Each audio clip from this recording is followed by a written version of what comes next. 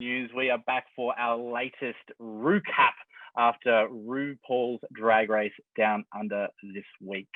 Now, for those who've been playing along at home, you will know that this is probably the one exit interview we really did not want to be having so soon. Unfortunately, my guest this week is the one and only Art Simone. Good afternoon, Art. Oh, good afternoon. I'd say I'm happy to be here, but I wish I wasn't.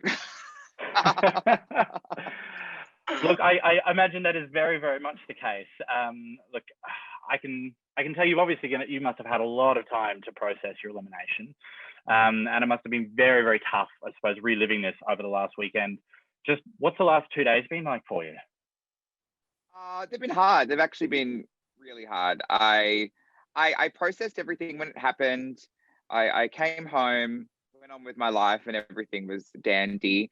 And I've had this dark little cloud over my shoulder for a while, and the day finally came. It's been tough, but I'm looking at the positives, and there's been such an outpouring of love from so many people, which has just been so fabulous.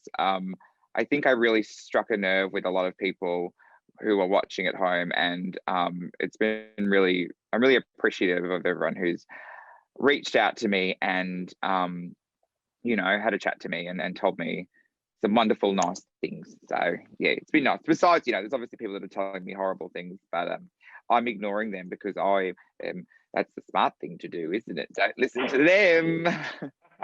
Don't feed the trolls. We know that's the number one rule. Yes, don't feed the troll dolls. Yes. Now, look, it certainly was like one of the most raw eliminations. So I think that must be why it resonated with people. We didn't see that over-prepared exit. We really saw you just walk out of that going, fuck. Now, that's it's got to be a lot to have processed. And I think from watching, it really felt like it came down to a lot of the standards you put on yourself. I feel like you walked into Drag Race and you set yourself a really, really hard task. What sort of pressure do you feel like you put on yourself walking into that show? And it's not even pressure that I put on myself. It's pressure that the world put on me. And you can tell me 100 times that, no, we don't care how you went. We just wanted you to do, what the best. Don't lie to me. Everyone has been saying to me for years, you're going to go on, you're going to win, you're going to win, you're going to win, you're going to win. And I have this expectation and all these people that I wanted to fight for and do well and make proud. So I walked in with a lot of expectations on my shoulder, and that was hanging over the entire time. And it wasn't even expectations just from people at home. It was from all the girls as well, because they saw it as well, and they were expecting me to be there to the end. So it was hard to process, and it still is. Yeah, it definitely was. And like, I'm not going to lie, like I did want you to do your best, but I did want you to be there till the end, and you went home far too soon.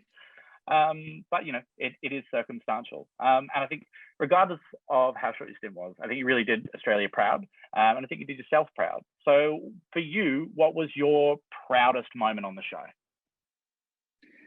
My proudest moment was being the first one to walk in that workroom. That is something that no one can take away from me. I'm the first ever queen on RuPaul's Drag Race Down Under. And I'm so proud that but I got to set the tone of what Drag Race Down Under was. And for that, I'm very proud. I'm very excited and happy about. That was so good. So good. And I think you did. And as I said in my recap last week, I personally think that you had the single best entrance line in the history of the show. Nobody else will beat it. I think that was just absolutely perfect. What a fucking way to set the scene. Could you just say it for me one more time? Walking in, clop, clop, clop, clop. Well, I'm not here to fuck spiders.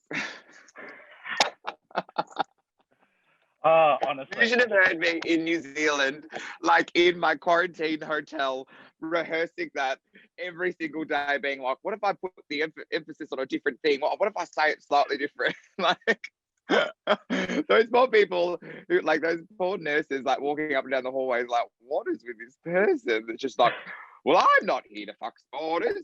Well, I'm here to fuck spiders. I love that. Did you know you were going to be first? No, No, not at all. Not at all. The moment I realized was just before I walked in, because I could see a monitor and I could see that there was no one in there. But when we arrived on set, we were all brought in separate cars, locked up in different rooms. We were given earplugs so we couldn't hear anyone. And then we were let out one by one into the workroom. So yeah, I only realized just before I walked in, and then I was like, oh my God. Oh, That was so exciting. It was so exciting. I know. I was like, yay. All right. Well, now we've talked some of the good stuff. Let's talk Snatch Game. First up, Bindi. I want to know, was there even a chance that you were going to back down from that fight and not do Bindi? I love that you say fight. There wasn't a fight at all. Like, as quick as it happened in the episode, it's as quick as it happened in real life. I literally walked over and I was like, oh, I was going to do Bindi. And then Scarlett was like, oh, well, I've got lots prepared for this one. I'm going to do that. Here, have all these animals. Bye. Like, that was it. Like, fucking editing, I tell you what. I know, right? It was very civil. But even then, I was not going to back down. I was excited to do her. Fantastic. But if you did you have a second choice? What was your backup? Who would you have done instead? I had Jane Turner in my bag, but I really refused to use her because I would just be spouting off a compendium of Kath and Kim quotes, which is entertaining, but it's very limiting. And I felt like I could have gotten trapped in that very easily. I also thought, similar to how I am normally, that they would have just thought I was sitting there like with a shitty wig on, like just being myself. So I was worried about that as well. So that's why I stuck with Bindi.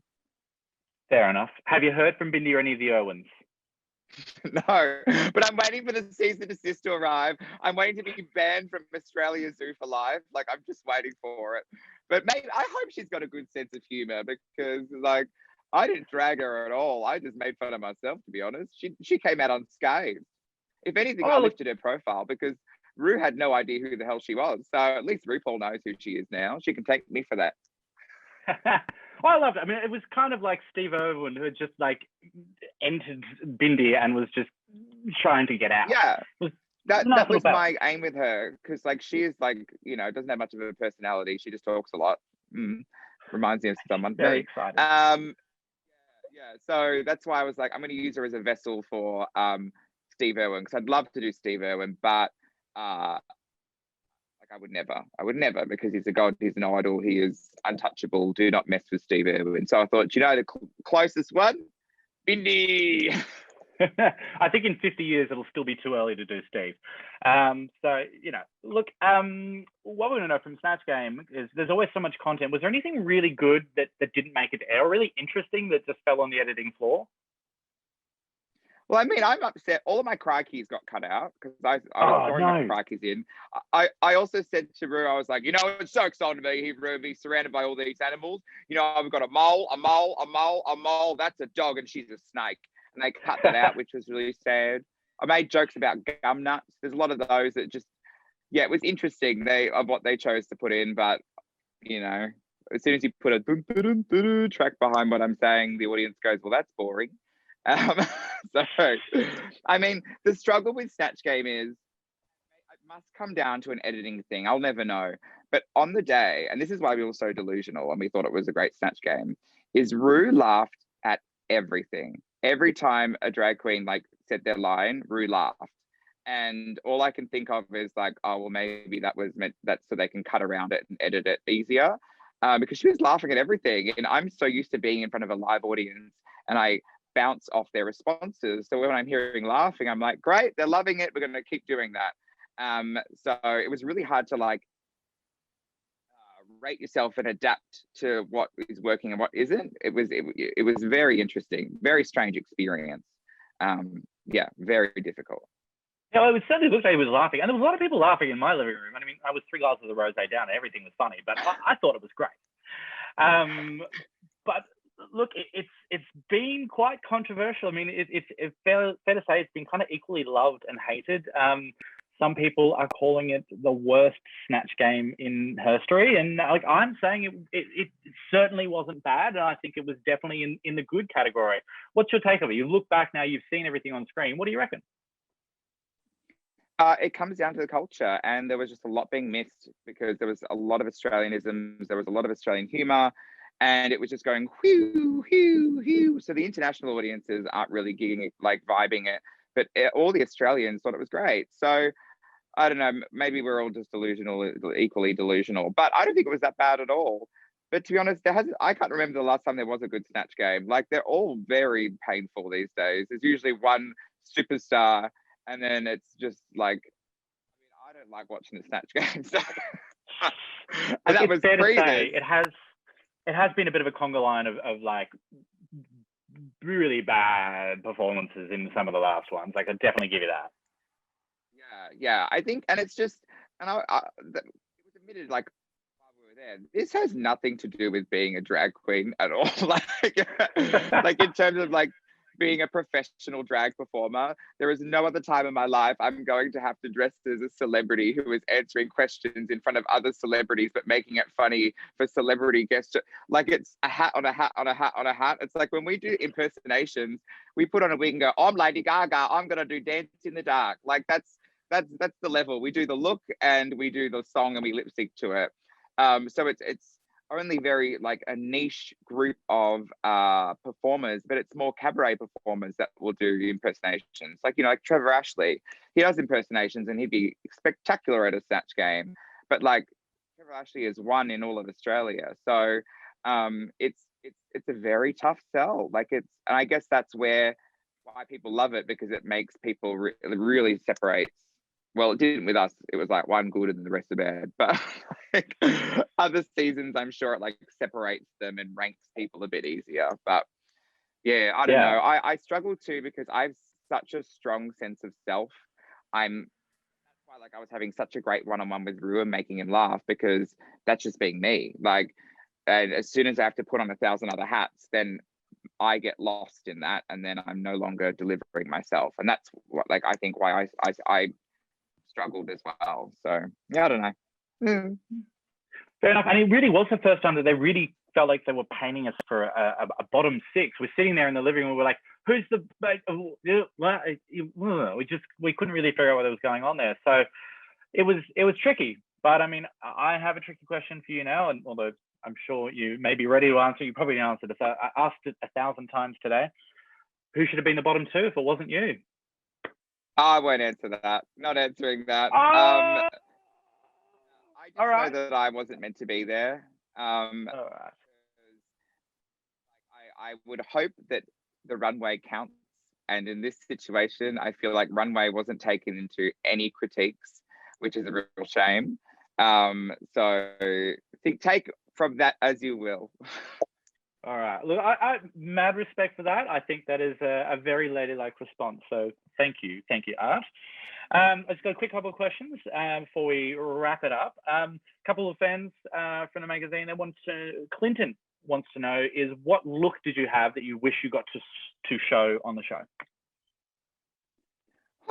Oh, I can't say, because I would reveal like a runway theme. But all I can tell you is there was lots of great stuff in my suitcases, like such great looks, and I'd really prepared like all of my looks together.